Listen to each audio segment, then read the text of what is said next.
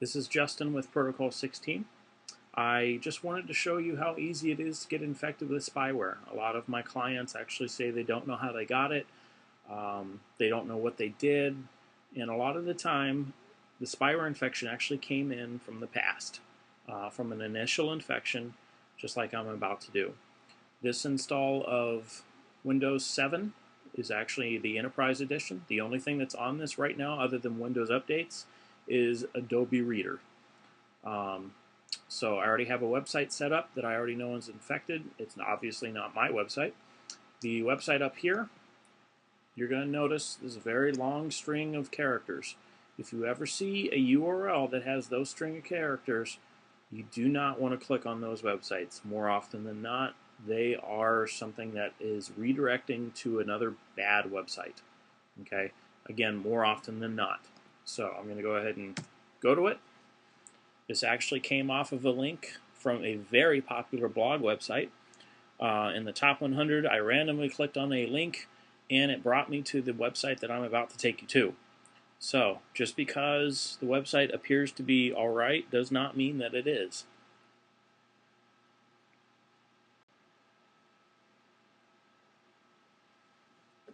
Okay, so what it's done is this is called a JavaScript pop-up box.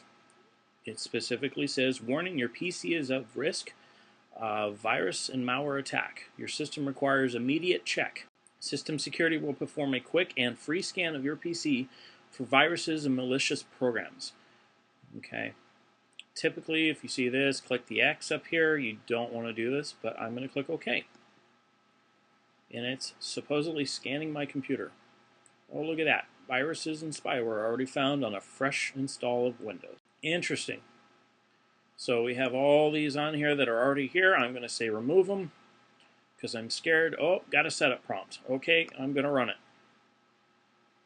This is called the user account control. You always want to leave this on. I always recommend that my clients leave this on. In this case, I am running an admin mode, which is very common. I always recommend two accounts. One, a standard account that you always surf in. The other one is going to be a admin account. Again, I'm an admin. You want to say no to this. I'm going to say yes. The difference between those two prompts is a password versus just an OK button.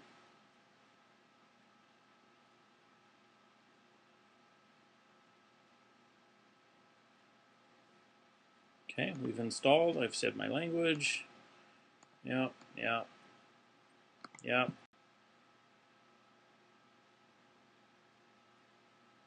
And we're scanning the computer now.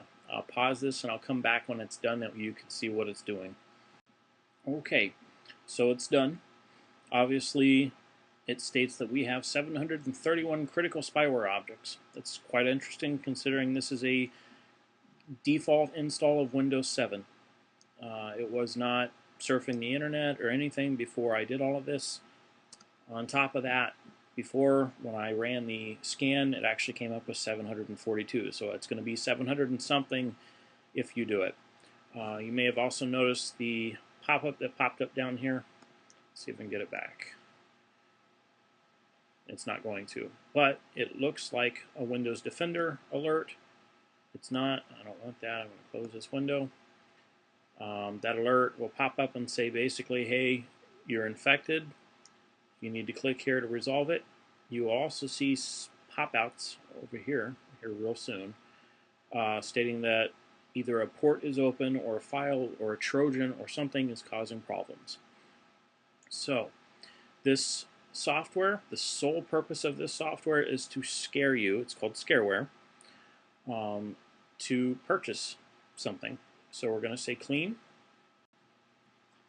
and boom. Hey, look, the very first thing on the top of the page is they want my credit card information.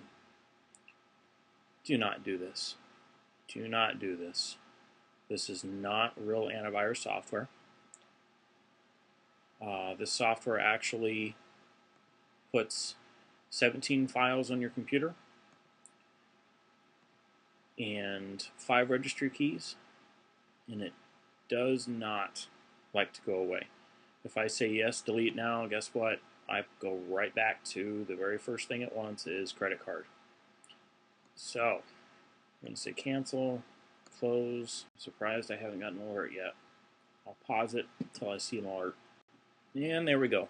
It says that there's a threat coming in from the internet that attacked a specific port. That's beyond most people, but it does say it's a virus. Do you want Shield Safeness to block this attack? Sure. Hey, look, credit card information again.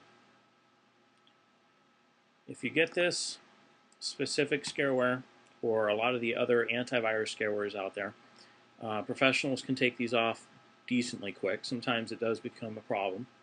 It matters what other viruses you have installed and that kind of thing. Typically what you want to do is do a search for what's on your computer. So in this case, Shield Safeness on Google, and you will see removal tips on which files you need to remove and which registry keys you need to remove as well. I would not recommend this if you're not familiar with the registry, because if you get into the registry and start messing with things, it can cause major problems for you. So, moral of the story, watch out what you click on, and do not download anything that you don't want, and keep user account control on. I know I'm probably going to get some flack for that, but I really firmly believe in user account control. It's something that a lot of past employers, specifically the government, told me to do. Hey, look, Security Center popped up. Wait a second, we just installed virus protection. See? It says virus stuff. Oh, that one says, whoa! Okay, you get the point. We're also going to start seeing ads if I keep talking, so I'll stop now. Just be careful what you download.